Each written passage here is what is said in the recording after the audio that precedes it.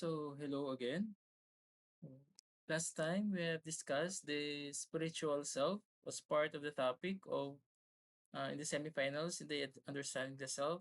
So we have still two more topics left, which is first the political self and the digital self. So we will start with the political self. So the topics covered for the political self is that we will identify what is the family. So how the family works in the Philippine setup. We have also the developing of a Filipino traits, identity, values, including community and its other institutional factors. Okay? So we have also to establish a democratic culture. So ano nga ba yung ating mga civil engagements, voter participations, how does political activisms and protest works in the Philippines.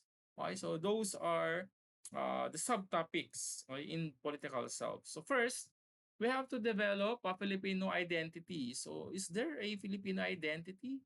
So what are the values of a Filipino? What are the traits of the Filipinos? With regards to community and other institutional factors. Okay, first, Filipino identity. It is a complex blend of indigenous, colonial, and contemporary influences, all of which shapes political self-awareness and behavior.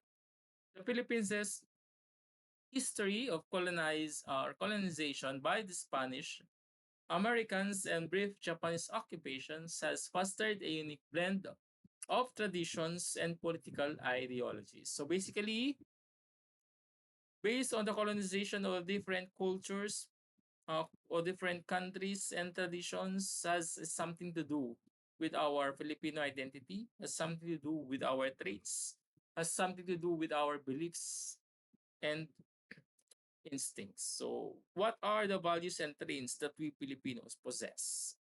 So let's take a look. Certain core Filipino values and traits influence the political self. So these values shapes how we, the Filipinos, relate to government institutions, societal norms, and of course, other fellow citizens. Okay? So, una, ang mga Filipino traits and values natin, di nawawala, pakikisama, or that is smooth interpersonal relationships. This value emphasizes harmony and then importance of relationships. It is evident in the political life and political sectors or actors emphasize loyalty, cooperations, or consensus building rather than confrontations. So, timely sa mga elections ngayon, so nagbabago yan ng mga um, pakikisama, nagbabago yan ng mga anyo, yung mga political actors natin based on kung what is relevant within the time. Okay, so huwag tayong lumayo sa atin din. Kailangan din natin ng pakikisama minsan sa classmates natin para makibagay, okay, makiangkop sa kung anong dapat, o kung ang makikiangkop kung depende sa panahon sa mga ginagawa. So, Filipino values ng pakikisama is rampant sa atin yan, hindi yan nawawala. Okay? So, example niyan, politeness and courtesy. Okay? Filipino use polite language. Kahit ayaw mo, so siyempre, dahil gusto mo makisama, we have to maintain the term because we are communal in the relationship. Okay? So you have to avoid sometimes confrontations. So sige na lang, you prefer to not to say na ayaw mo just to no contain conflicts no para wala nang conflicts. You have to compromise na lang what is needed para lang makisama ka to have a smooth flow of the conversations. So, minsan meron tayong warm hospitality. Okay, yung mga guests natin will always welcome that. Open arms. We have to offer something kung ano man meron. Okay, kapag pumunta yan sa bahay nyo, um, kahit kumain na yan, so you still offer something. That's part of hospitality. We have also bayanihan or the community cooperation. So dati, yung mga naglilipat bahay, we have to makisama, di ba? Ngayon, makikita natin ang bayanihan not only with that actions but also in terms of the recent typhoons or flooding, di ba? We have to help our community. Okay? So that value encourage collective effort because we are in communal relationship. So that Filipino political self is sometimes shaped by the desire for communal benefit because we are in a one community. Okay, so there is a bayanihan efforts within the group. Okay, not only in barangays but also within the family itself. Okay, so kung anong ginagawa ng isa, lalo na pag may fiesta, so yung mga kapitbahay mo, pupunta yan sa'yo, tutulungan ka nila magkatay, mag-chop, magtanggal ng balat ng bawang, maggisa lahat. Okay, mag-aayos. So that's bayanihan corporation. That is Filipino traits na wala sa other nationalities. Okay. So, community cooperations. So, kapag may mga sakuna, you have always extend your help to the other communities na nasa area nyo. Okay? You always share also foods kapag merong wala. Or you cook hot meals during the typhoons. Ganyan. Strong neighbor ties. Pupunta ka doon, magkipagkwentuhan. Okay, so magkipaglaro, magkipag-inuman or whatever. We have strong neighbor ties, especially in the rural areas. So yun that is the Filipino traits na wala or you cannot see in other nations. Okay? So another is hiya. So what is hiya? Hiya is a complex Filipino values that translate roughly to the sense of shame or loss of face. It is a powerful social force that influences many aspects of Filipino life and behavior. So, for example, social conformity. So, Filipinos strive for avoid actions that would bring shame ko. Kapag ayaw mo pahiya, na yan, di ba? You address offers of social norms. Okay? Respect for authority. Also, Filipinos show respect to elders, no? Teachers, or other authority figures then to have their opinions and guidance, avoiding embarrassments. Okay, so yun, that's hiya. Okay, this the display of anger or criticism. So ito very rampant din, utang loob. So laging dito nawawala. Okay, wala ka pang ginagawa, meron ka ng utang loob. Ngayon, di ba? So this is again another Filipino trait. Again, translates to debt of gratitude. It's a powerful concept that shapes relationships. Okay. So pagka yan nasira, o kahit yung relationship mo sa pinaka-close mo, kakilala mong tao or kadikit mo, nawawasak. Okay? Because of that term, because of that value. I don't know bakit tayo meron nito. This is a unique characteristics or unique traits, no, that we Filipinos have. Okay? So let's take a look. What is utang na loob? Okay, reciprocity in relationship.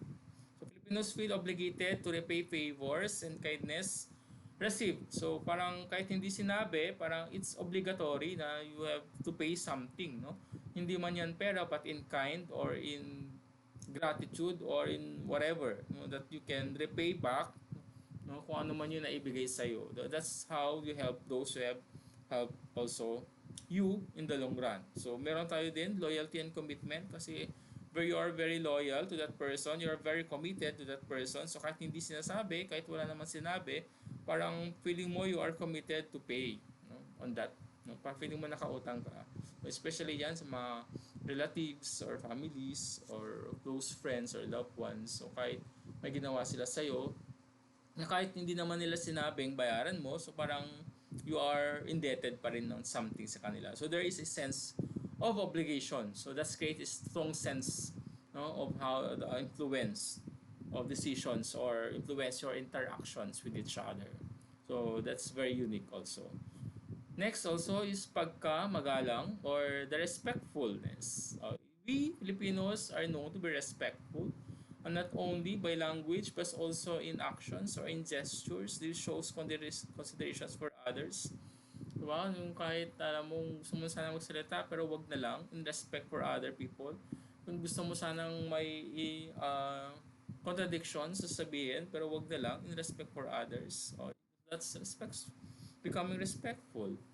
Patience or nagtitiis. Kahit nasasaktan na, pinipili pa rin magtiis. Because we always have that patience, no, waiting calmly. So kahit sakit na, because that person is important, we have to do pagtitiis. We have to always be patient. Okay?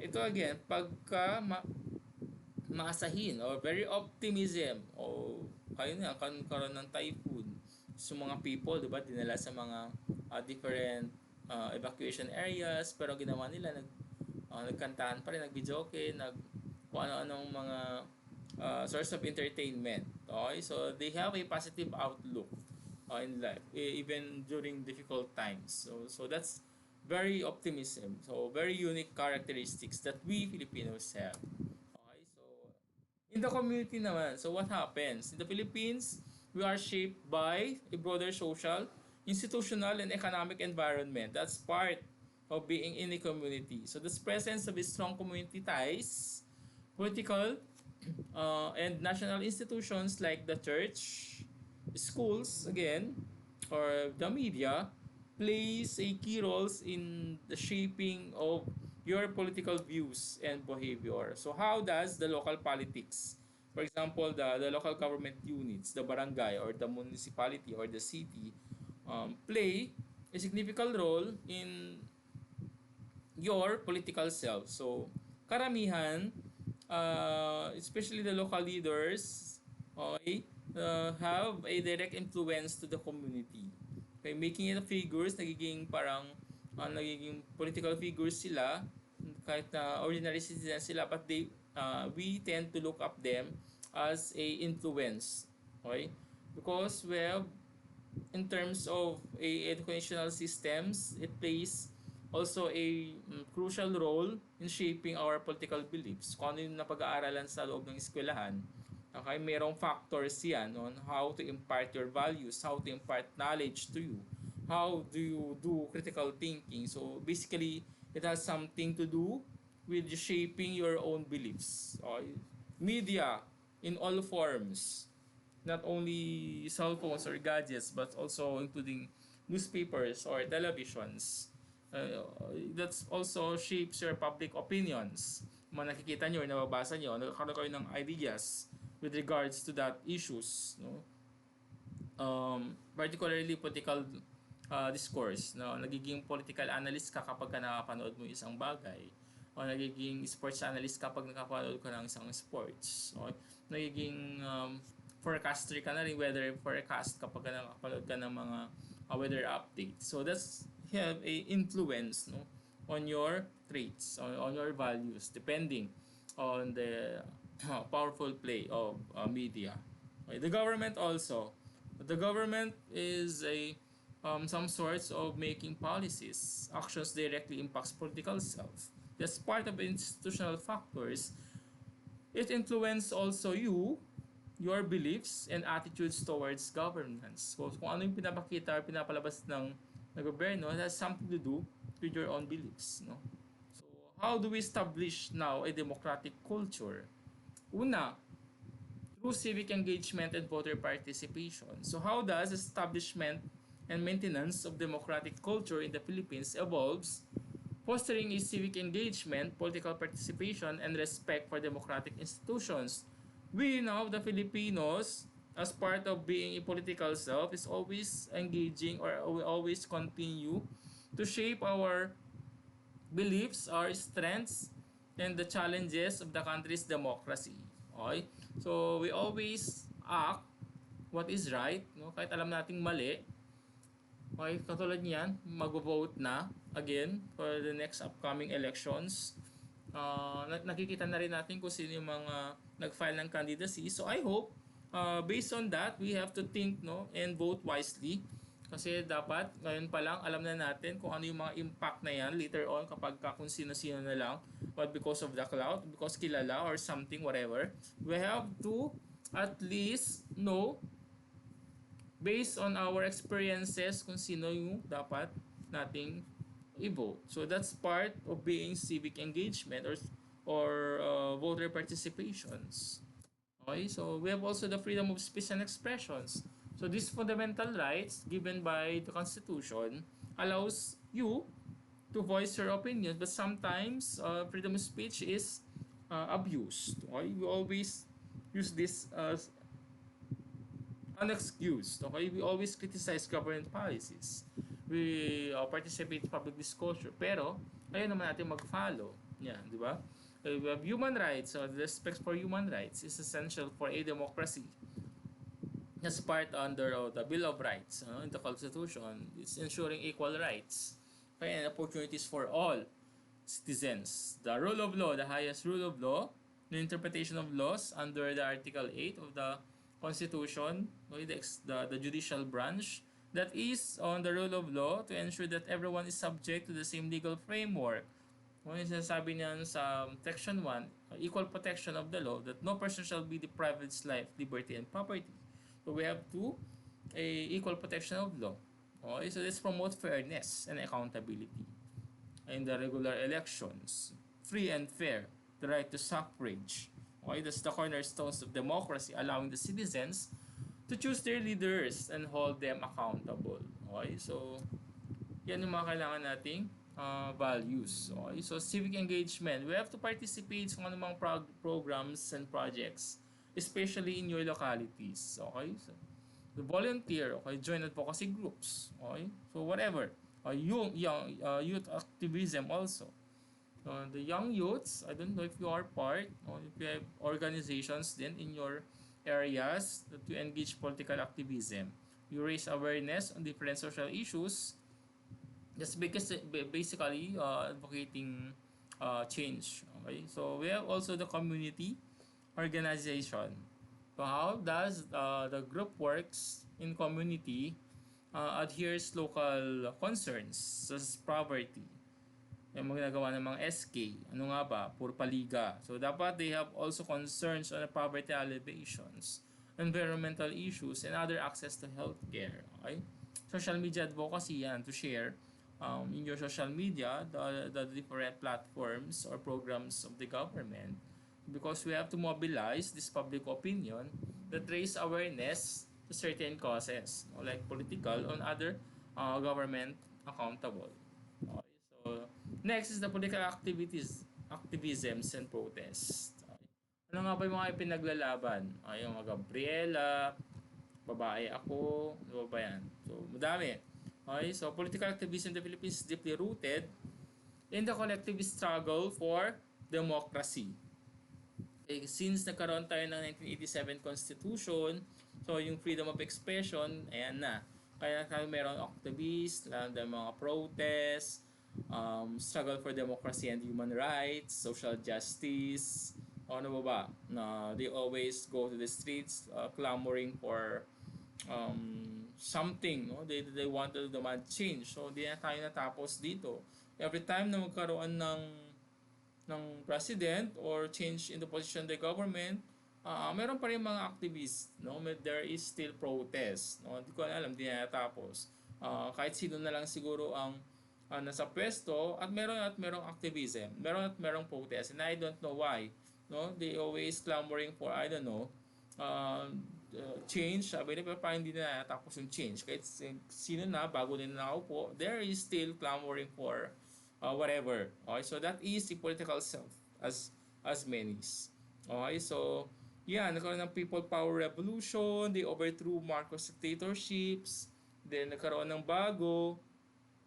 Katulad nito, mga recent years, Tindig Pilipinas, as part of protests or activisms in the Philippines. So that's primarily your political self, no?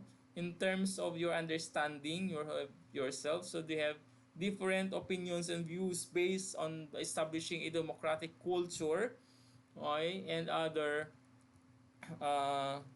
values traits developing as part of Filipino, and how the community and institutional factors lies towards us. As part of the community, the barangay especially, establishing a democratic culture. That's how the democratic culture evolves in the Philippines, fostering civic engagements, political participations, respect for democratic institutions. And the Filipino political self is continuously shaped by both strengths and challenges of the country's democracy. So, adami. Freedom of human rights, political activism, community organization, lahat yan. That's part of the political self. Okay? That's how you develop a Filipino identity, your values, your traits, your community, and your institutional factors. Okay, so that is topic 2. That is your political self. So let's proceed immediately to the last topic, the topic 3, which is the the digital self. So medyo konti na lang din to.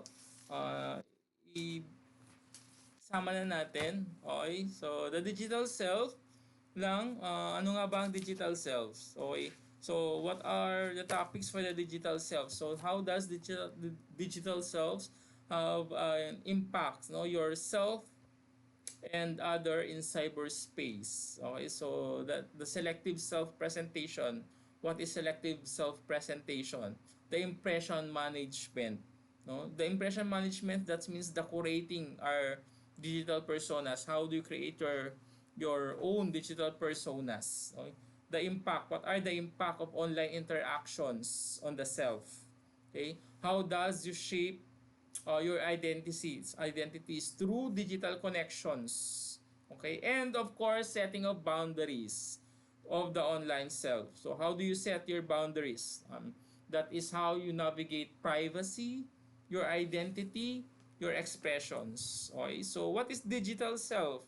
In the age ngayon, katulad nyo, as part of the modern age, internet and social media, the digital self has become an essential tool on how you understand and you present yourselves. In the age of internet, okay, it has become essential, no? Naging indispensable tool na ang social media and gadgets nowadays. So that's how you perceive, that's how you express and you manage your identities in the online world. So how do you use online? How do you use online platforms? Okay.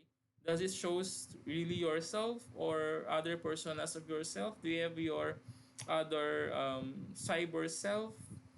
Okay, so your technology advances, the cyberspace becomes more integral in their social lives. So it's already shaped us on how we interact with others. So it's already part of our life. So how do you manage your privacy? Do you private your spaces, especially in the digital media platforms? And how you define both individual and collective terms. Okay?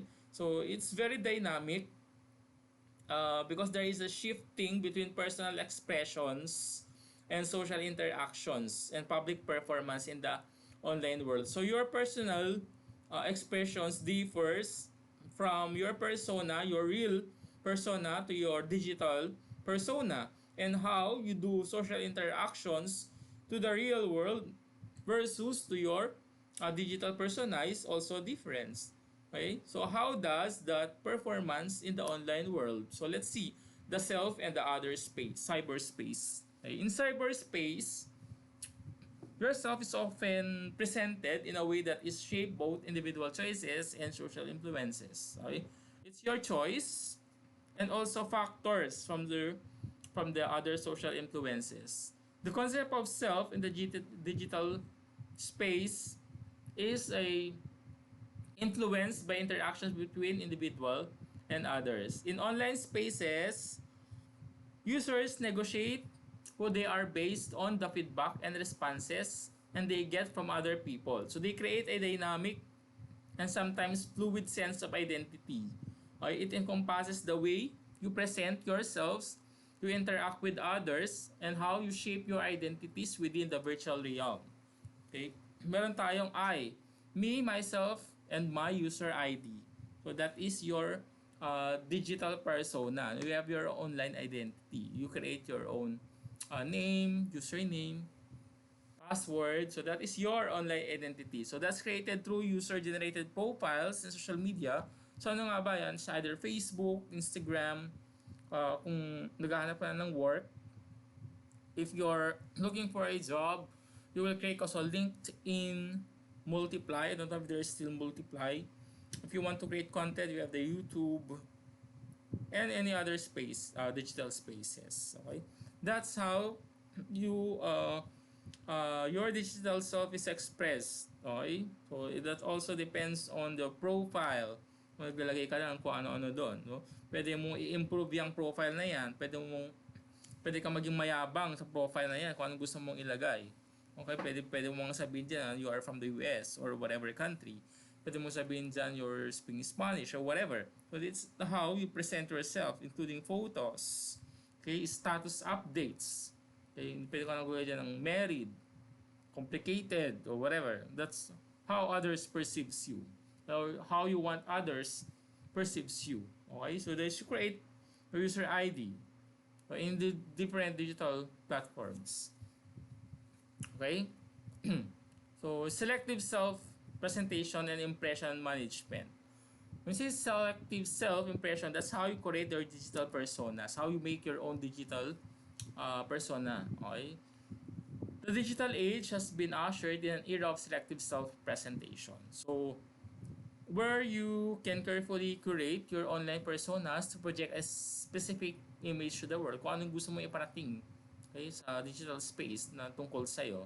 So that involves strategically choosing on what aspects, on gusto mo i-showcase sa sarili mo, on what to conceal, kung ano bang gusto mong itago, kung gusto mong ilabas, ipakita, kung anong gusto mong gawin, on how do you manage yourself, on how do you manage your impressions to others. So that is the selective self-presentation. In online, it emphasizes positive traits. Yung selective self-presentation na yan, puro positive ang pinapakita mo in your digital persona. For example, nalagay ko na accomplishments mo, activities mo, you play soccer for example, you are a gymnast, you are a swimmer, ano ba yun? You are honor students or accomplishments or other potential vulnerabilities. Okay, that is self presentation. That's you always manage that your digital personas. Okay? That is closely tied to your idea of creating a personal brand. So parang you uplift yourself, no, in your personal space. You uplift yourself in your digital world. You give a something, a personal brand to you or a specific image for social validation or career advancement later on. No? If you want to have a nice profile. For example, if you have LinkedIn, if you're looking for a job, you will put all your necessary accomplishments, as part of bringing a personal brand. So that is self presentation. Okay? So it can take from various forms, no? Integration, self-promotion, exemplifications, intimidation, supplication, negative acknowledgments, whatever. So integration is behaving in ways that makes yourselves likable to others. No, kung paano ka nga ba nagugustuhan ng ibang tao? Basically, pwedeng sa appearance, okay, sa pananamit, sa post mo, sa places na kung saan ka nagpupunta or whatever. Self-promotions, your branding, you highlight your strengths, your achievements. Kung honor students ka, nilagay mo na lahat doon. Exemplification, you demonstrate behavior, enhance your integrity. Okay, so intimidation, using threats to get whatever you want. Okay, so supplication, you're becoming weak or independent or to elicit sympathy. Yan, lagi ka nalalagay or nag-share ka naman whatever post that gaining sympathy. Negative acknowledgement, you admit flaws or to appear humble, you always flaws. Okay? So, sorry na po, mga ganun. Okay, so while selective self-presentation can be a tool for social and professional advancement, it can also lead to disconnect between your online and your offline self kasi magkakaroon ng conflict dyan. Okay, so between, ano nga ba talaga? Digital persona or the real self? Okay, so that there is a constant pressure to maintain a curated image. Kaya nagkakaroon ng pressure yan kasi kung ano nakikita ng tao, so parang feeling nila yun ka na. No? So, dapat yun ang maipakita mo pagka kita kayo personal. So kaya nagkaroon ng constant pressure to maintain that curated image. So that can contribute to the feeling of inadequacy and anxiety. So later on, magiging parang inadequate ka na sa self mo, you're always being having that anxiety because of that curated image of your digital persona. So that is a feel of being perfect. No? That's a being perfect version of yourself. Okay, so what is now the impact of online interactions on the self? Okay, So let's take a look on the shaping your identities through digital connections. So online interactions have a profound impact on your sense of self, both positive and negative. Okay, that ability to connect with others will share your thoughts and receive feedbacks that can foster self-discovery and personal growth. Okay. However, the anonymity and distance of online spaces can also lead to dishabitation, resulting in behaviors that we might not engage in offline. So the positive effects is that nagkakaroon ka na increased self-esteem. You gain feedbacks, positive feedbacks and validation from others. You enhance also your identity development. Okay? You engage in diverse communities and respects the broadened understanding of yourself. And of course, to empower and social change. Online platforms can provide a voice for marginalized groups. Okay, so hanggang dun lang. For example, validation and social support.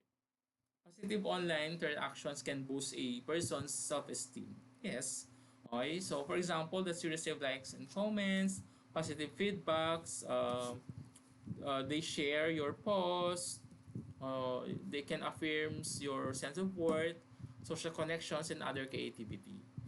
Yung negative consequence naman nun is gaining or having low self-esteem. How? Is that is done through constant comparison to others. Okay? Again, another is cyberbullying and harassment and addiction also to mental health issues. Excessive online engagement, games, o online sabong, whatever. Okay? So, yan. This study shows lang that heavy use of social media, just like Instagram, can contribute to feelings of depression or anxiety, especially among you adolescents, no?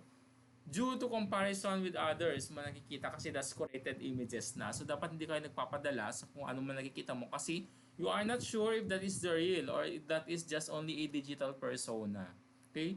Nagkakaroon kasi tayo dyan ng unrealistic beauty or lifestyle standards kapag nakikita natin yung mga yan. And sometimes kasi sinasadya lang yan to gain likes, to gain positive feedbacks or whatever. Okay, so that's why it's very important to set boundaries of self online. No, that's how you navigate your privacy, your identity, and your expressions. Okay, so the boundaries between private and public self, as well as between personal and social identities, are more fluid in the online world. Okay, mean to say that should be uh, private things among yourself, wag mo lahat i-broadcast. Okay? So, kung your personal life and not your social media or your personal digital space. Okay? So, the digital realm challenges traditional concepts of privacy and self-presentation. So, nagiging private pa ba yung life nyo kapag ka lahat na broadcast sa social media? So, I think that's a negative impact. Okay? So, it's also important to understand how that boundaries should be negotiated. Okay? There should be a limitations on your digital persona. Okay? So, it's being selective, no? Who connect. Hindi lahat friends mo. Kung may nag-add sa'yo, accept agad. No, it should be kilala mo. Di ba? Not the other way around. Okay? So, be mindful what you share also online. Okay? That should be more positive thoughts, no? Rather than the negative thoughts, no? Don't be too cloud chasers. Okay? You just think carefully before posting personal informations there. Because sometimes they use personal informations, nagkakaroon na ng identity theft. Okay? So, be careful lang giving personal details with regards to yourself. Okay? So, you just learn how to adjust your privacy settings, especially on your social media platforms. Wag lahat i-share, especially contact numbers or other informations. Okay? So, yan. We have this private versus the public self. So, personal intimate. Huwag mong pagkitala, no? So, the identity to project wider audience. Okay? So, for example, on Facebook, users might share more personal experiences or family-related content, while on LinkedIn, wala tayo. Okay, whatever. Like LinkedIn, in LinkedIn kasi that is basically used for searching jobs. So they focus on career achievements. Okay, so there is a boundary between the personal and the public identities. So that's become blurred with the context shared private spaces. Okay? Like direct messages or closed groups. No? Okay, that's made public through screenshots or leaks. So yun yung sabi nating blurred content. No? Baka yung blurred content kapag kaya nag-leak na. Yung mga private informations mo na screenshots or nag-leak. So that's blurred contents already. Okay, so personal, individual versus social identity, the one offers opportunities for individuals to express both personal identity or how you see themselves and the social identity on how you relate to broader groups or communities. So in online spaces, social identity is often shaped by groups memberships. So for example, the community online, the fandoms or the political or activist groups. So the key concepts here is that you should be authentically express yourselves while respecting the values and norms of online communities. What is your real persona should be a reflex on your digital persona. So be aware of the potential for online pressure to conform. Okay? So huwag kayong affect, no, with regards to conformity, no, in digital spaces. So you have to seek out communities that align with your values and interests. Okay? So the internet has provided platforms also for the exploration of self-expression, including the challenges, the traditional notions of gender and sexuality that is always very shown in social media. So online spaces can offer degree of freedom, okay, for experimentations and self-discovery, especially for individuals who may feel constrained by offline societal norms. So here are the key concepts in terms of gender and sexuality online. Be mindful of the language you use and the images you share. Okay? So you challenge harm from stereotypes and promote inclusivity always. So just support organizations working to combat one's discrimination. So the digital self is now the integral part of your lives, being a part of the modern world. So the 21st century, it is dynamic, it is still evolving. Okay? It's the construct shaped by your online interactions and the choices that you make in the digital realm. So, to navigate cyberspace with awareness and responsibility, it must be fostering a healthy and authentic online identity. Okay, so be real, be you, so to whatever shown to your real persona, it should be shown to your digital persona. So, to wrap up lang digital self, uh, we must continue, okay, to be critical of the ways in which online platforms shapes your perceptions of other selves and to yourselves. Okay, so you must advocate for a more inclusive and equitable online environment where everyone can express themselves freely and authentically. So that is your digital self. So we have finished already spiritual self, political self, and digital self as part of the topics for the midterms. Okay? Next week, given the chance, we will meet personally, face to face.